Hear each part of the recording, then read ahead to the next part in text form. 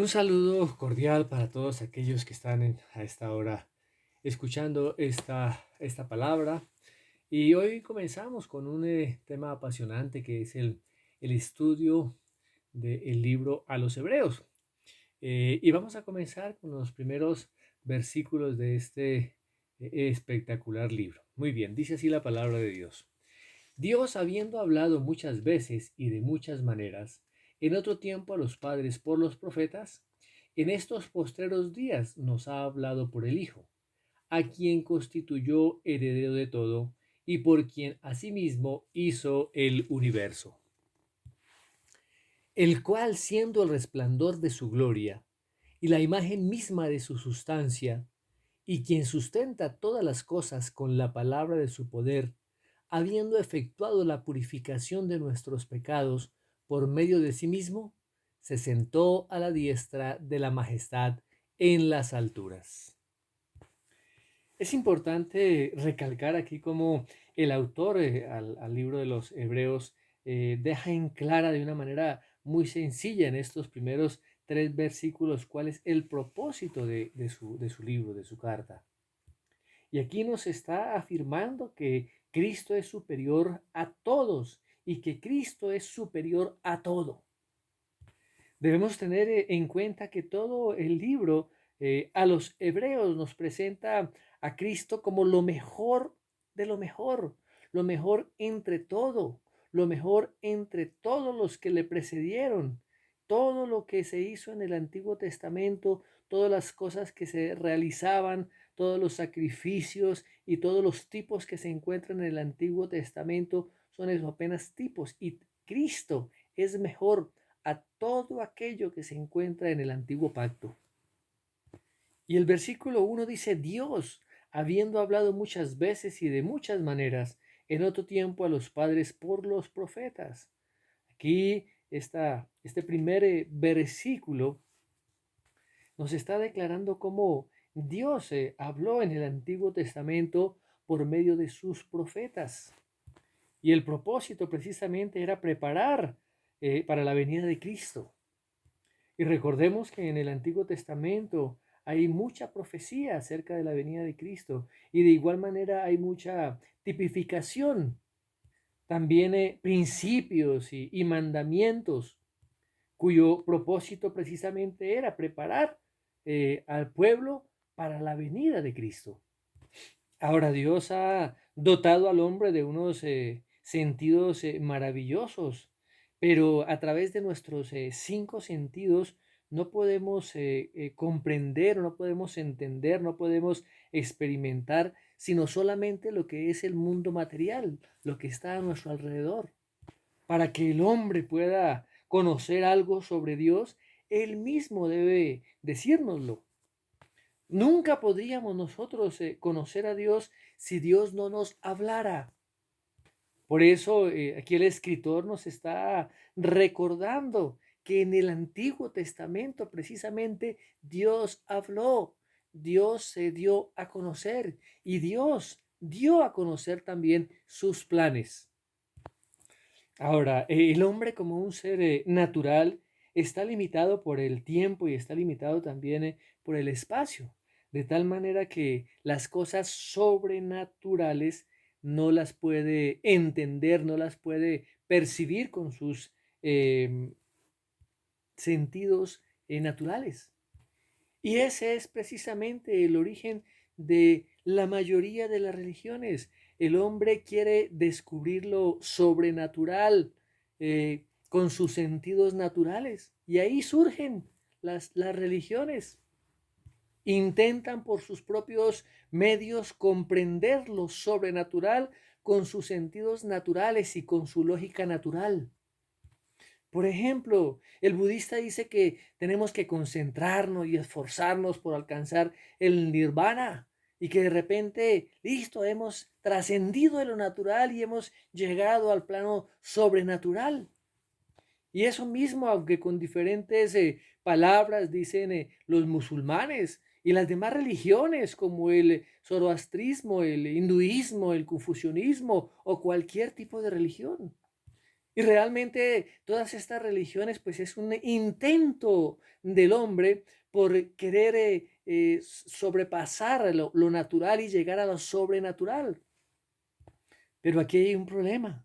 No se puede conocer lo sobrenatural y no se puede conocer a Dios por propia cuenta, por cuenta del hombre propio. De tal manera que el hombre natural no puede escapar hacia lo sobrenatural.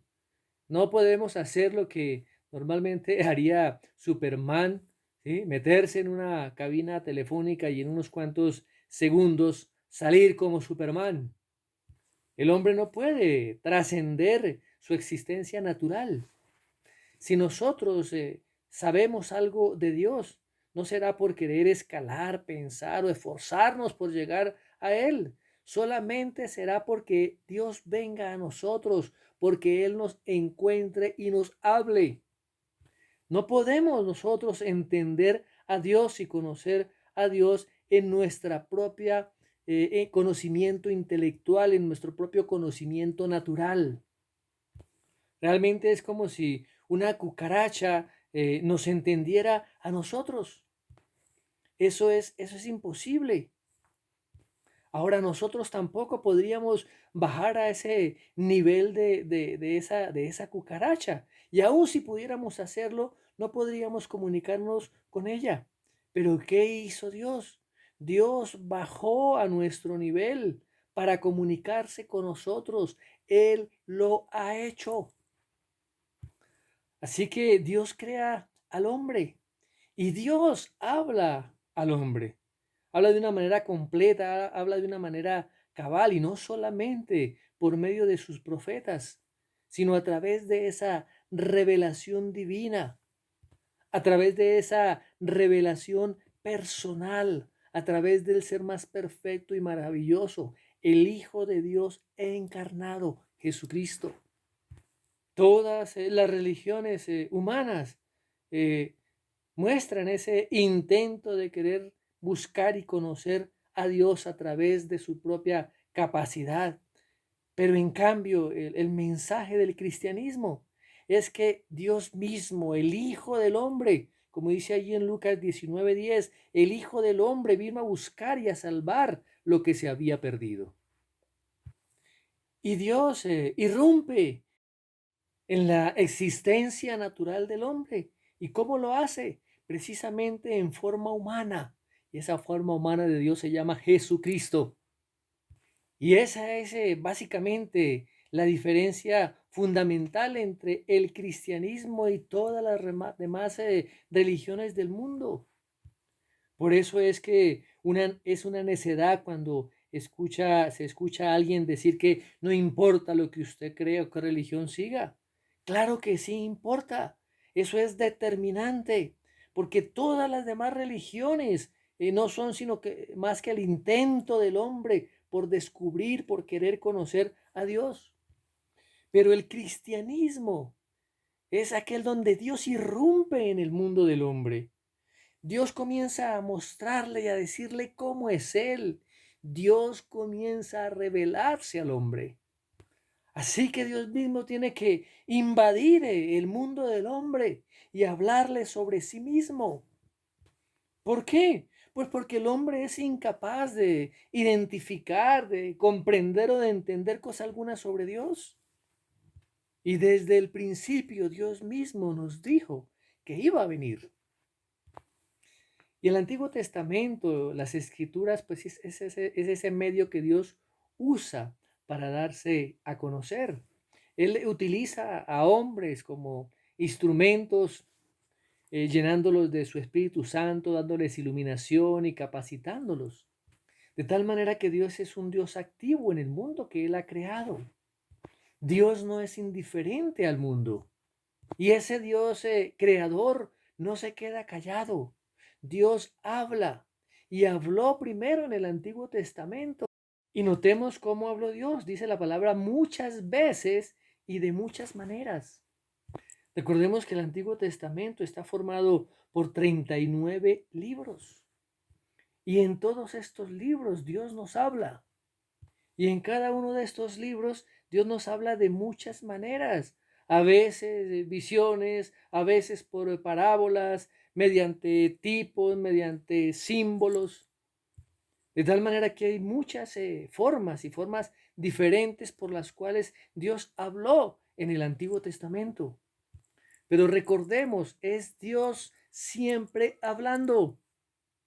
Ahora, aquí también se incluyen palabras de los ángeles y de los hombres, porque Él quiere que nosotros las conozcamos. Ahora, Dios usaba hombres, personas, sus mentes, sus personalidades, que estaban totalmente controladas por el Espíritu Santo. Y cada una de esas palabras que fueron escritas, pues eran la palabra de Dios, palabras que Dios había decidido comunicar a los hombres. Y Él se deleitaba con aquello que estos hombres escribían. También el término de muchas maneras, pues incluye formas literarias. No solamente la narrativa, sino que también encontramos poesía, también incluye tipos de contenido. Parte de esa voz de Dios era ley, parte era profecía, parte era también doctrina, parte era ética y moral, otras son palabras de advertencia, otras palabras de ánimo. Así que vemos a través de todo el Antiguo Testamento que Dios está hablando. Ahora vemos que el Antiguo Testamento es muy importante, es hermoso, es autoritativo, pero también está incompleto. Todos estos escritos del Antiguo Testamento se escribieron en el transcurso de unos 1500 años por medio de más de 40 escritores en muchas revelaciones diferentes, donde se comienzan a manifestar o a exponer las verdades.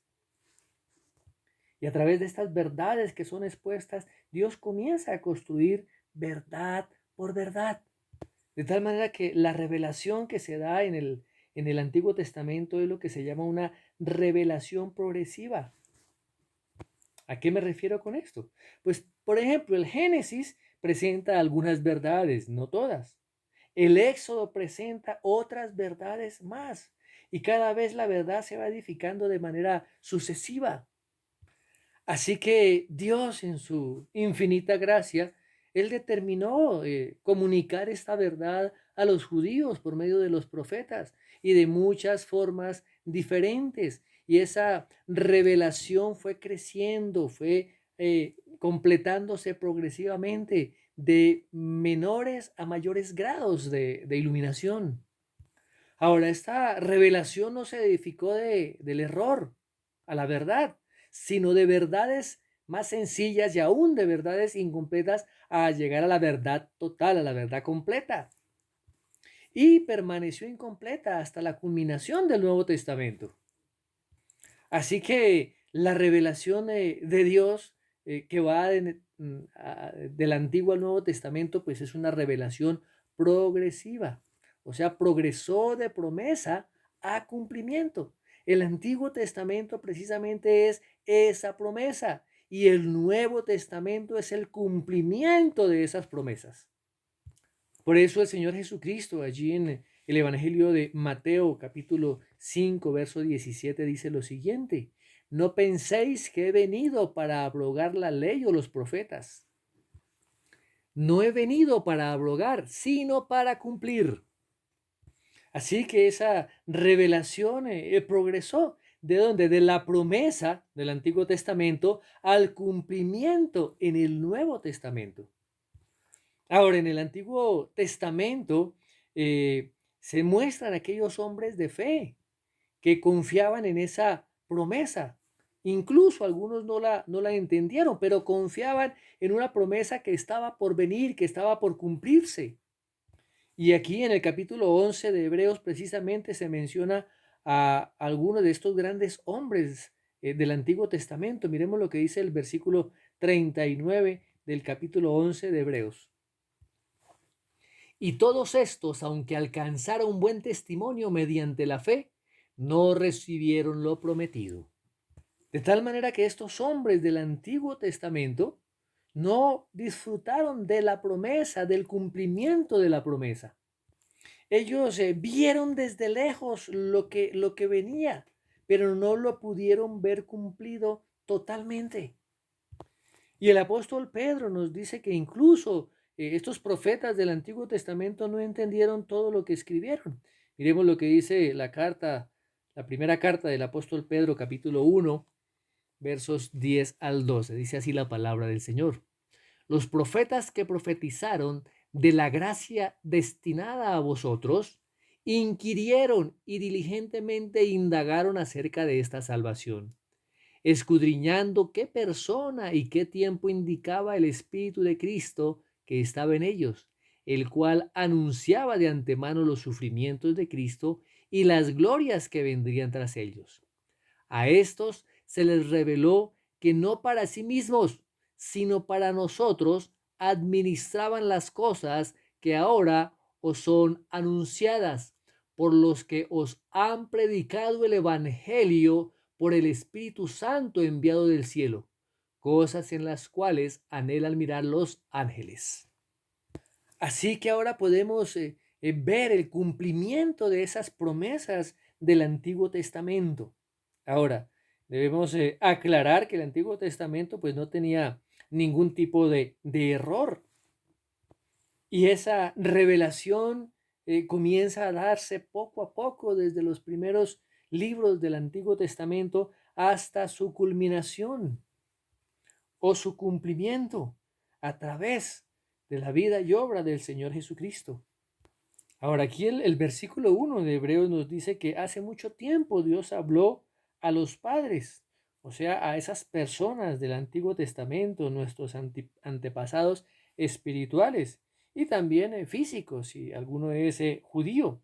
Así que también Dios habló a algunos predecesores gentiles y les habló precisamente por los profetas, que son mensajeros del Señor.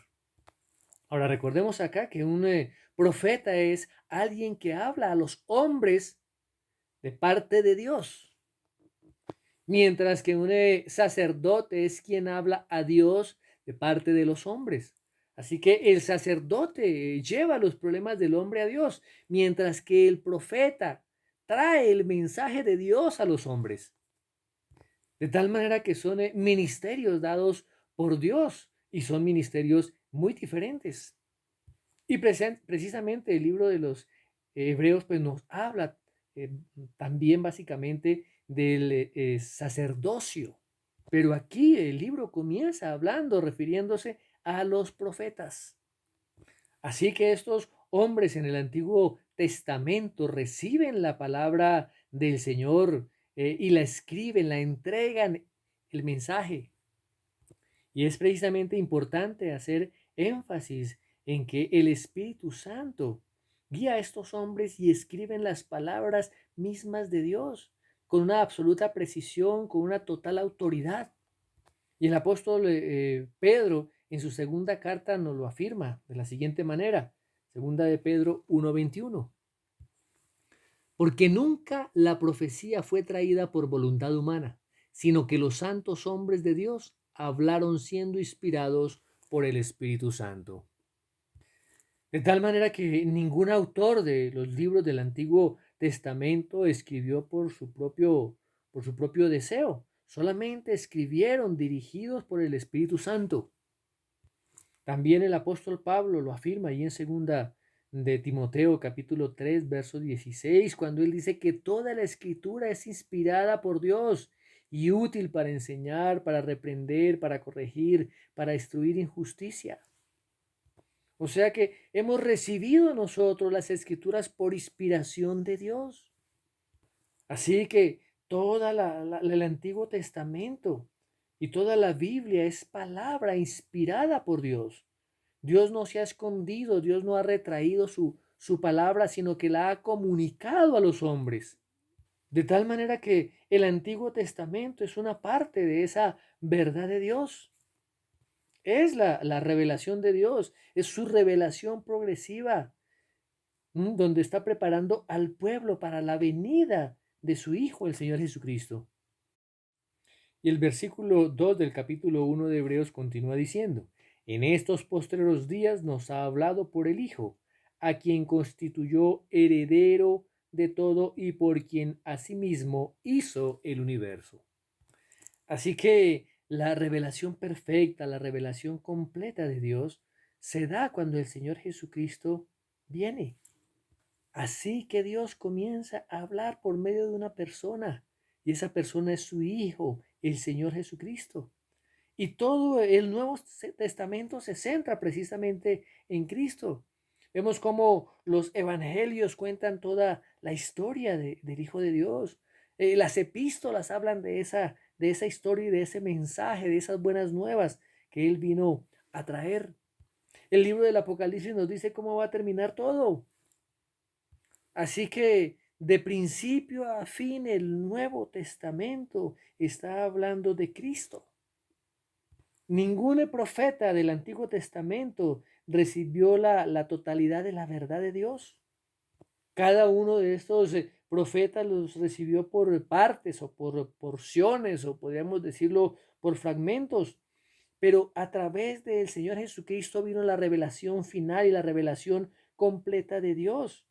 Él, el Señor Jesucristo, era esa revelación.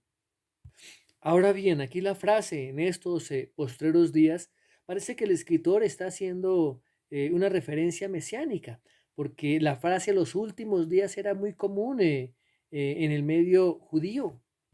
Y todo el que oía estas palabras inmediatamente tenía pensamientos mesiánicos. ¿Por qué? Por la promesa de las Escrituras de que el Mesías vendría precisamente en los postreros días. Veamos algunos textos del Antiguo Testamento. Veamos Jeremías capítulo 33 versos 14 al 16. Dice así la palabra de Dios. He aquí vienen días, dice Jehová, en que yo confirmaré la buena palabra que he hablado a la casa de Israel y a la casa de Judá. En aquellos días y en aquel tiempo haré brotar a David un renuevo de justicia, y hará juicio y justicia en la tierra. En aquellos días Judá será salvo y Jerusalén habitará segura, y se llamará Jehová, justicia nuestra. También en Zacarías capítulo 9 verso 16 donde dice así la palabra del Señor. Y lo salvará en aquel día Jehová su Dios como rebaño de su pueblo, porque como piedras de diadema serán enaltecidos en su tierra. Y otro ejemplo de esto en el Nuevo Testamento es el caso de la mujer samaritana. Recordemos lo que le dijo a Jesús allí en Juan capítulo 4 verso 25. Dice así la palabra del Señor. Le dijo la mujer: sé que ha de venir el Mesías, llamado el Cristo. Cuando Él venga, nos declarará todas las cosas.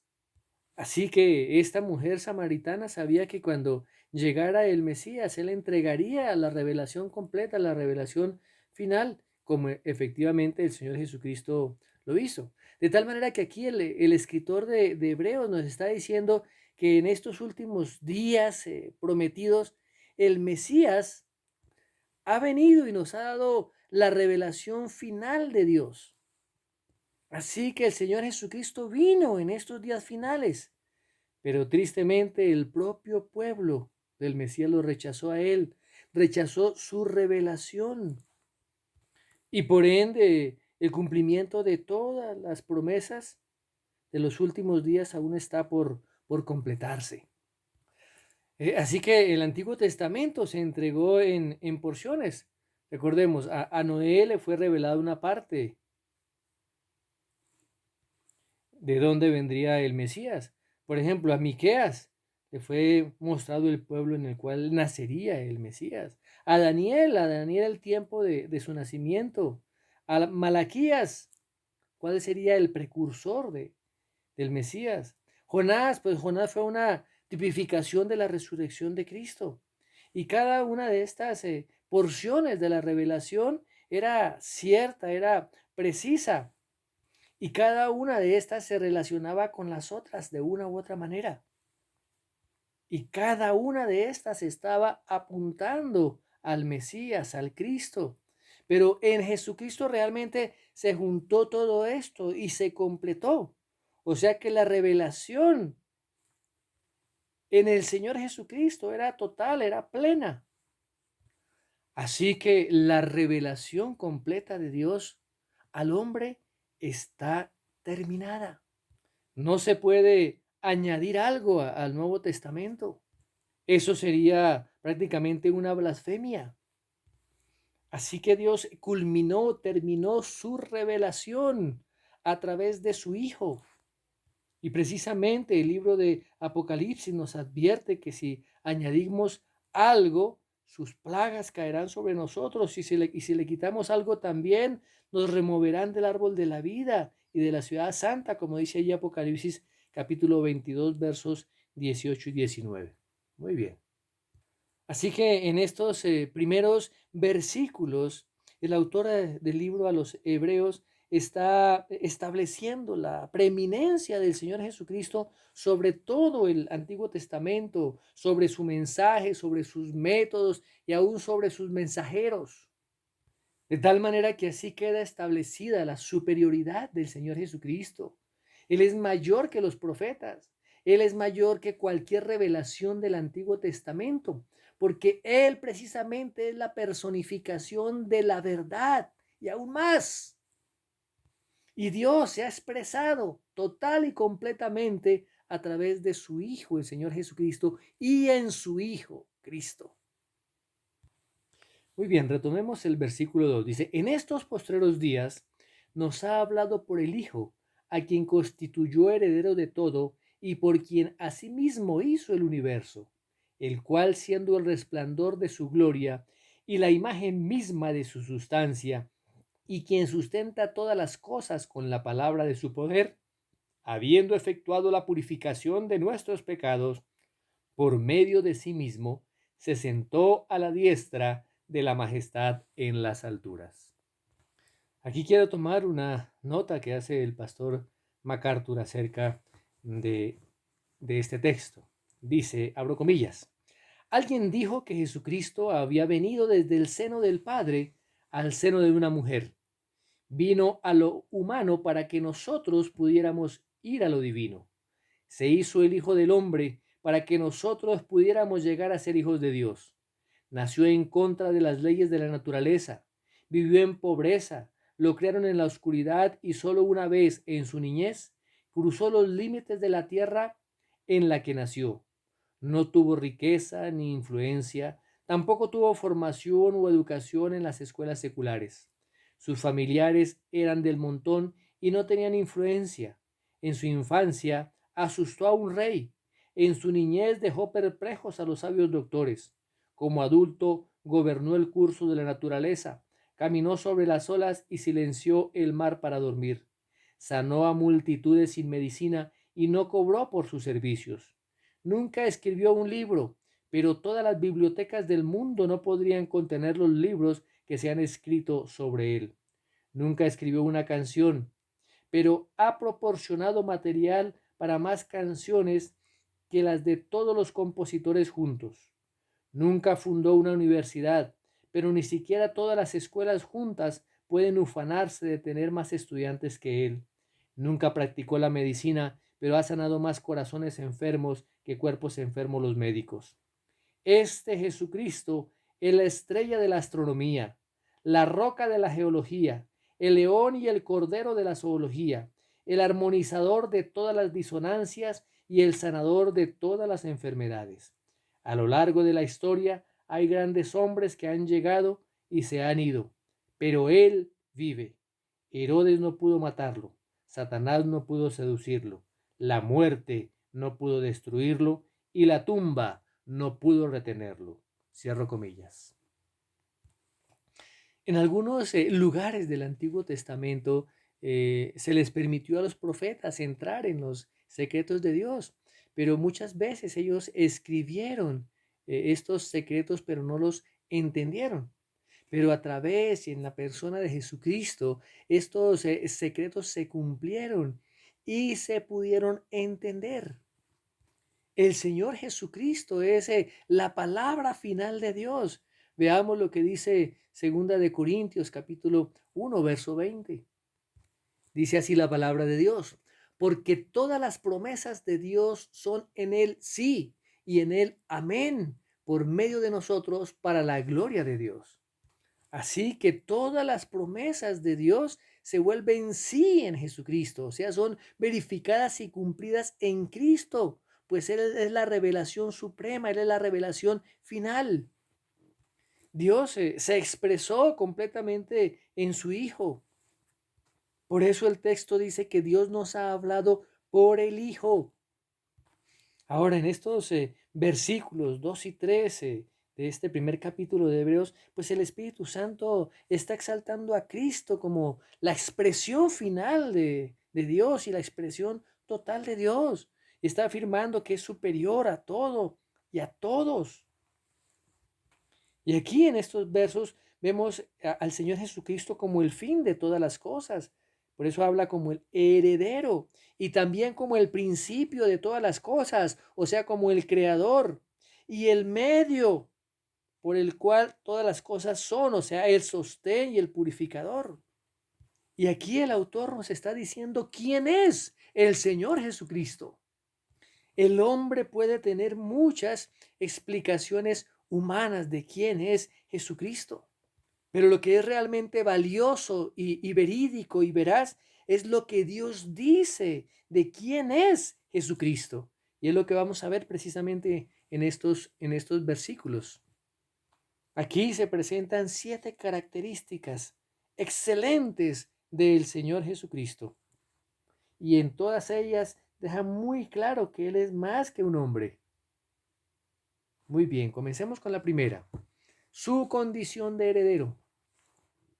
Dice el texto, en estos postreros días nos ha hablado por el Hijo, a quien constituyó heredero de todo. Así que Jesucristo es heredero de todo lo que Dios tiene, de todo lo que Dios posee. Y todo lo que existe verdaderamente hallará su significado verdadero solamente cuando esté bajo el control final del Señor Jesucristo. El libro de los Salmos había profetizado precisamente que Jesucristo sería ese heredero de todo lo que Dios tenía. Allí en el Salmo 2, desde el versículo 6 en adelante, dice así la palabra del Señor. Pero yo he puesto mi rey sobre Sión, mi santo monte. Yo publicaré el decreto. Jehová me ha dicho, mi hijo eres tú, yo te engendré hoy. Pídeme y te daré por herencia las naciones y como posesión tuya los confines de la tierra. Los quebrantarás con vara de hierro, como vasija de alfarero, los desmenuzarás.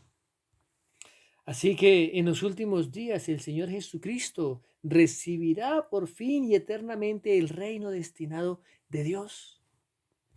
El apóstol Pablo, ahí en su carta a los Colosenses, él explica que Cristo no solo creó todas las cosas, sino que todas las cosas fueron creadas para Él. Veamos lo que dice Colosenses 1:16. Dice así la palabra del Señor. Porque en Él fueron creadas todas las cosas, las que hay en los cielos y las que hay en la tierra, visibles e invisibles, sean tronos, sean dominios, sean principados, sean potestades. Todo fue creado por medio de Él y para Él. También lo afirma en el libro a los Romanos, en el capítulo 11, verso 36, donde dice así la palabra de Dios. Porque de Él y por Él y para Él son todas las cosas. A Él sea la gloria por los siglos. Amén. Así que todo lo que existe, existe para Jesucristo. En el capítulo 5 del libro de Apocalipsis, precisamente, se describe cómo Dios allí, cuando está sentado en su trono y tiene en su mano un rollo, ese rollo es entregado al Señor Jesucristo y ve el desarrollo de cómo esa herencia es tomada por Cristo. Veamos lo que dice el capítulo 5 de Apocalipsis. Dice así la palabra del Señor. Y vi en la mano derecha del que estaba sentado en el trono un libro escrito por dentro y por fuera, sellado con 7 sellos. Y vi un ángel fuerte que pregonaba a gran voz, ¿quién es digno de abrir este libro y de desatar sus sellos? Y ninguno, ni en el cielo, ni en la tierra, ni debajo de la tierra, podía abrir el libro ni aún mirarlo.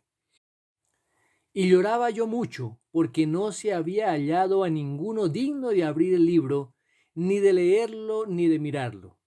Y uno de los ancianos me dijo, no llores, He aquí que el león de la tribu de Judá, la raíz de David, ha vencido para abrir el libro y desatar sus 7 sellos.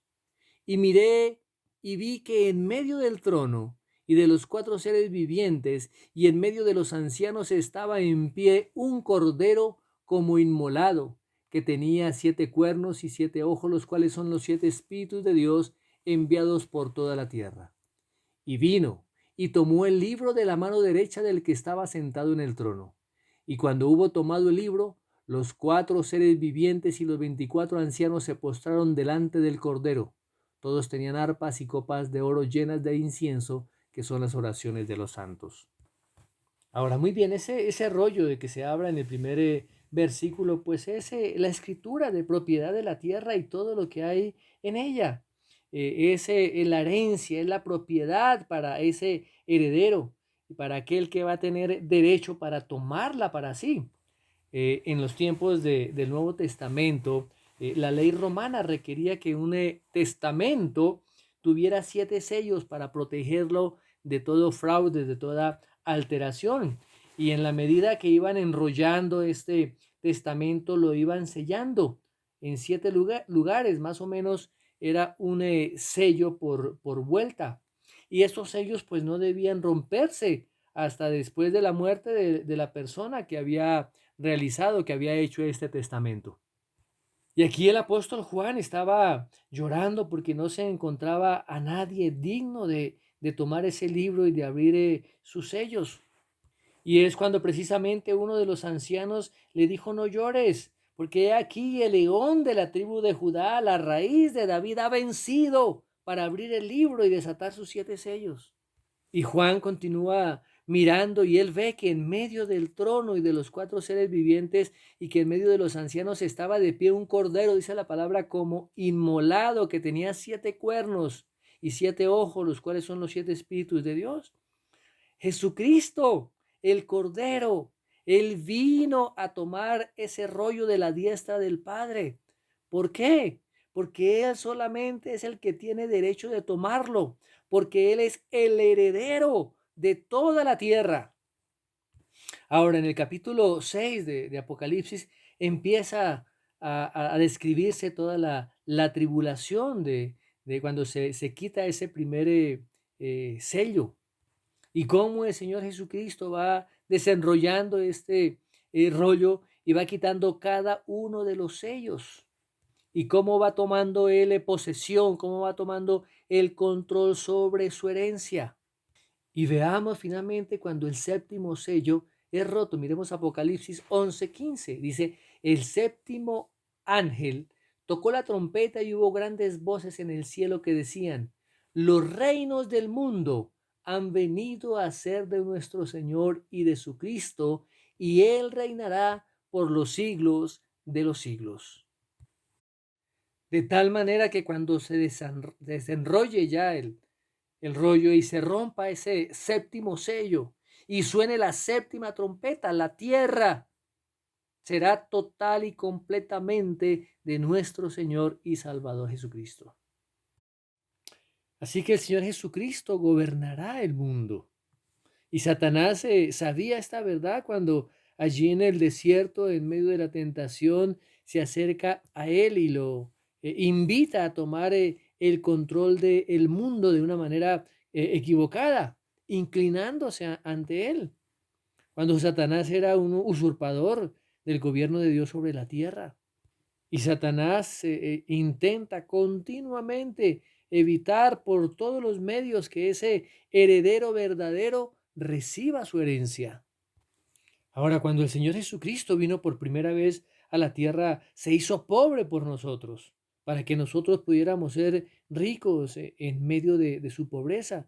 No tenía nada que le perteneciera. Dice la palabra que no tenía ni dónde recostar su cabeza, como menciona allí Lucas 9:58. Hasta la misma ropa se la quitaron, fue despojado de su ropa cuando el Señor murió, lo enterraron en una tumba que no le pertenecía a él.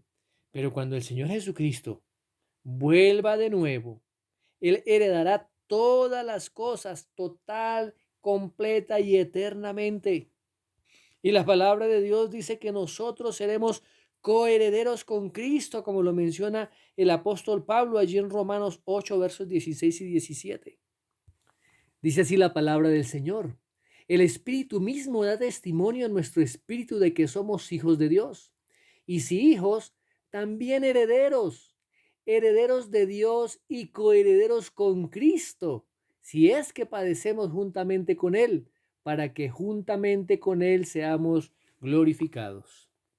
De tal manera que cuando estemos allí en el reino eterno, todo lo que el Señor Jesucristo posee, lo poseeremos conjuntamente con Él. Seremos coherederos con Él. O sea, su herencia, su maravillosa herencia, también será nuestra. Muy bien, una segunda característica de Cristo que se menciona aquí en este primer capítulo de Hebreos y particularmente en el versículo 2 es su condición de creador. Por eso la palabra dice, por quien asimismo hizo el universo. Así que el Señor Jesucristo es la persona por la cual Dios creó todo el universo, Dios creó el mundo. Como dice allí Juan, el Evangelio de Juan, capítulo 1, verso 3, dice, todas las cosas por Él fueron hechas, y sin Él nada de lo que ha sido hecho fue hecho. Así que el Señor Jesucristo es un Dios creador. Y esa capacidad para crear pertenece solamente a Dios. Y el hecho de que Jesús pueda crear indica que Él es Dios. Él creó todo lo material, todo lo que vemos. Él creó todo lo espiritual, todo aquello que no vemos. Y en un principio el Señor todo lo hizo bueno. Pero el hombre ha manchado con su pecado toda la obra de creación de Dios. Pero esa creación anhela la restauración, anhela las cosas como eran en un principio, como se habla allí en Romanos 8:22.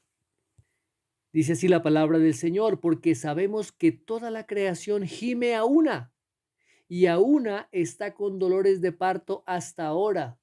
Y no solo ella, sino que también nosotros mismos tenemos las primicias del Espíritu de nosotros, también gemimos dentro de nosotros mismos, esperando la adopción, la redención de nuestro cuerpo. Ahora, la palabra griega que se utiliza para universo es cosmos, pero no es la palabra que se está utilizando aquí en Hebreos 1:2. Aquí la palabra que se utiliza es una palabra griega que es aionas, que no significa el mundo material, sino los siglos. Así que el Señor Jesucristo no solamente es el creador de la tierra física, sino también quien creó el tiempo, el espacio, la materia, la energía. O sea que el Señor Jesucristo creó todo el universo y todo lo que lo hace funcionar. Ahora, a pesar de todo esto y de ser una verdad absoluta, hay miles de hombres que creen que el hombre salió de un barro primitivo, que el hombre evolucionó y que viene, que viene del simio. Pero el hombre es una creación maravillosa, un corazón, un músculo creado por Dios que late 800 millones de veces en un periodo de vida normal, que bombea tanta cantidad de sangre, que en un centímetro cúbico de su cerebro contiene todos los recuerdos de toda su vida.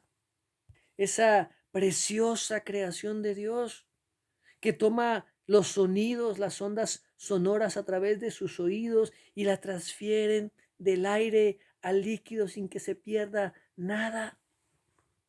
Ahora consideremos la inmensidad, la grandeza del universo. Imaginémonos el Sol como una gran bolsa.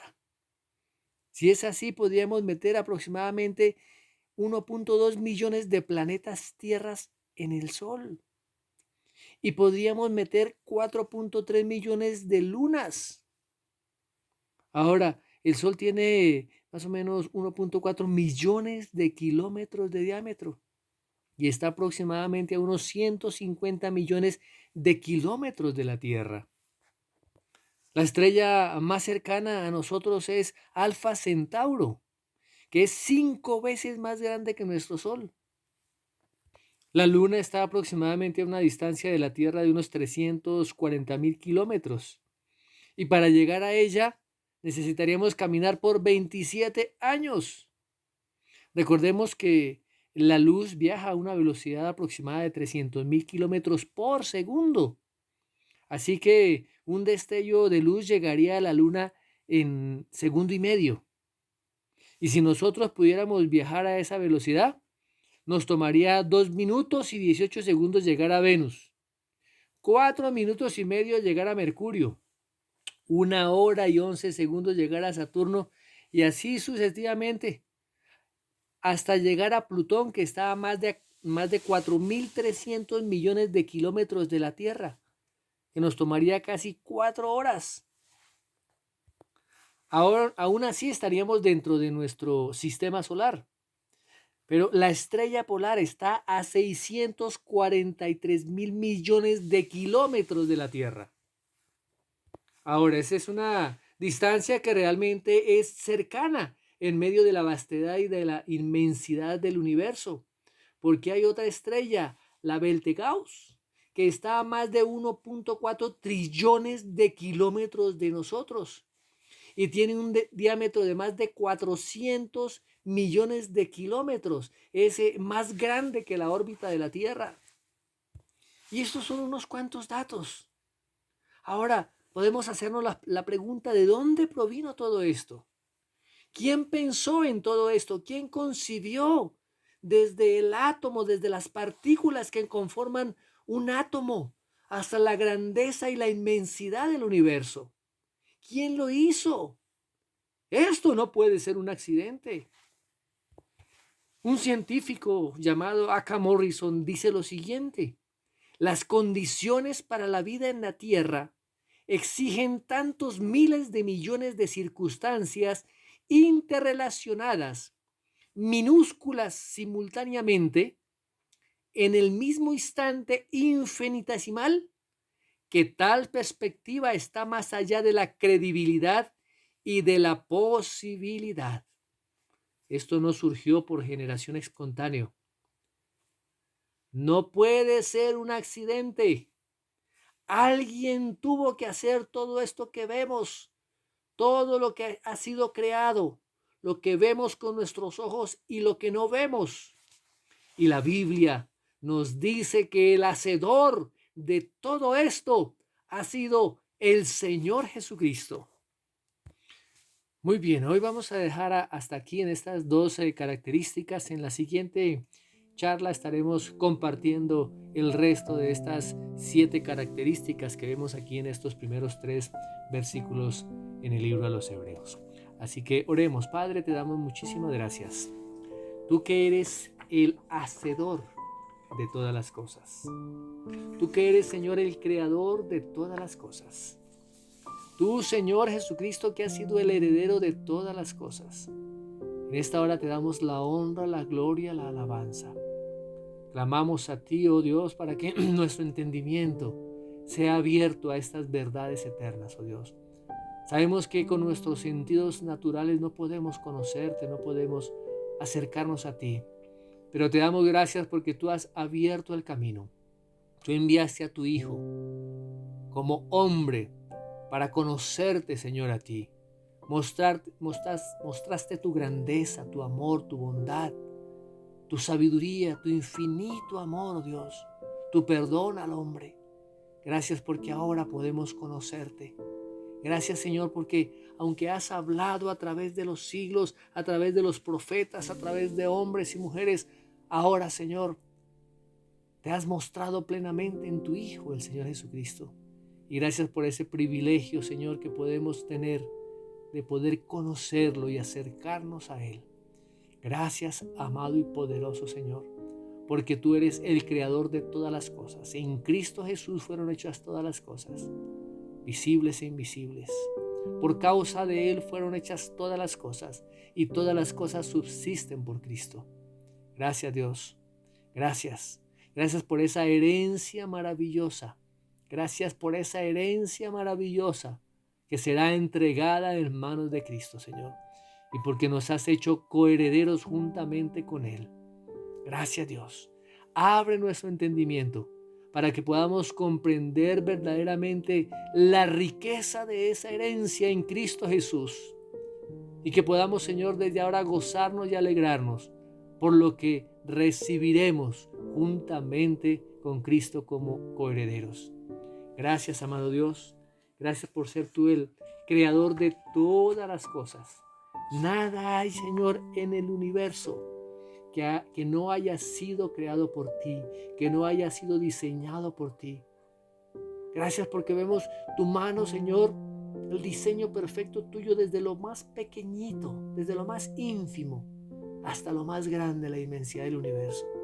Y gracias, Dios, porque también tu palabra dice que aún los cielos de los cielos no te pueden contener. Ese es el Dios grande, maravilloso y eterno, que es nuestro Dios. Te damos muchísimas, muchísimas gracias, amado Dios. Oramos y pedimos estas cosas en el nombre de nuestro Señor Jesucristo. Amén.